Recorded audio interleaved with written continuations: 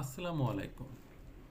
২৪ আন্দোলনে যারা শহীদ হয়েছেন তাদেরকে আল্লাহ সম্মানিত করুন, আর যারা আহত হয়ে এখনও বিছানাতে আছেন আল্লাহ তাদেরকে দ্রুত সুস্থতা দান করুন।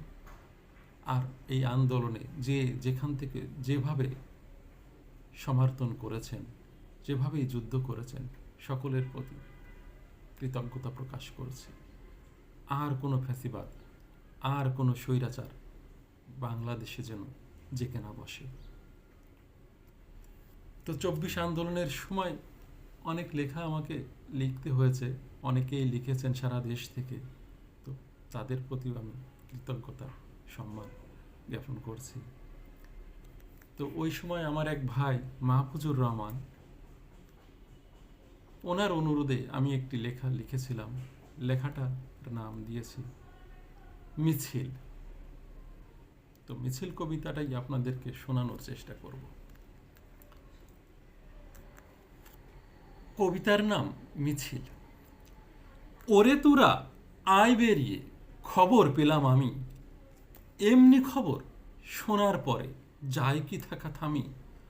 উত্তরাতে নামছে মিছিল কার্পু ভেঙে দিয়ে, ছাত্র নবীন পড়ছে ফেটে জীবন হাতে নিয়ে। মিলছে তাদের ওই মিছিলে দেশ জনতা ঢলে, নিয়ে তোরা সব নিয়ে গুছিয়ে যাব মোরা দলে।